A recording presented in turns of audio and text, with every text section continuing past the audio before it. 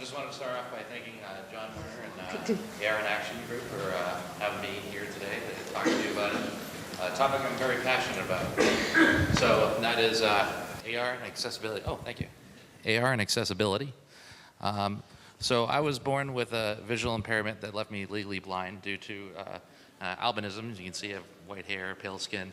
So, and that made a lot of challenges in my life in school and, my adult life, making it really hard to see things like street signs and numbers on buildings, and even, when I was a kid in the classroom, seeing stuff on the chalkboard.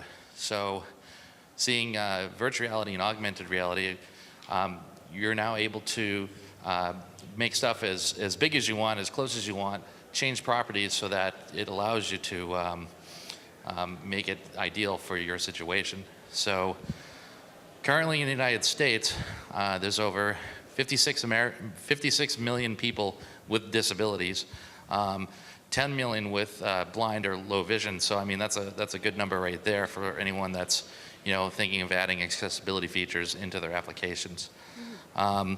Currently, right now, for at least in the VR side, they have virtual desktop, so you can, on the desktop side, have your own screen, change the size, the distance, the curvature, which is really nice. And on the mobile side, there isn't really too much. So I actually worked with a developer to make an ebook reader for the visually impaired, and we got pretty far, but it wasn't completely ideal. So I'm hoping to continue that work, making my own. Actually, I believe there's a company here, Laura Books, that's doing that for the HoloLens, and I got a chance to try it the other day, and as a matter of fact, it does work pretty well. I was able to read the text. So that's good on that front, but there's still more work that needs to be done. I think mobile is going to be the true enabler for folks with my condition, so that we can go and use this device anywhere. We're not restricted to having something at our home like a giant TV with a scanner or a giant book or even a magnifier where we're hunched over, trying to read the text on a book. So with this, we can put on a headset and read comfortably just like everybody else, and that's what I'm hoping comes, with these new technologies. So I've talked to folks from various companies like HTC and Sony, Samsung, Microsoft, and Oculus. So, trying to push the dial forward on those fronts. But so far, they've been pretty receptive. And they seemed intrigued by that. So I'm hoping that continues. A few ways that these applications can be made for, accessible to folks with visual impairments are either through some type of accommodation made in the engine itself with Unity and Unreal. So the engine makers could make an API or some adaptability feature that can be enabled. The second way of doing it is the developers themselves do it, which would be a little more time consuming on their end.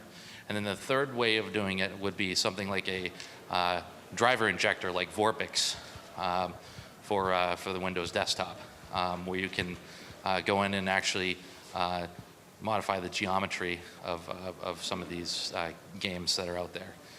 So with that, that's pretty much my hope, is to get that message out there and hopefully get that ball rolling. So does anyone have any questions? No questions?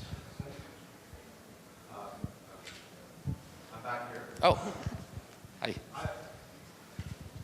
We're the ones who did that project in Toronto with the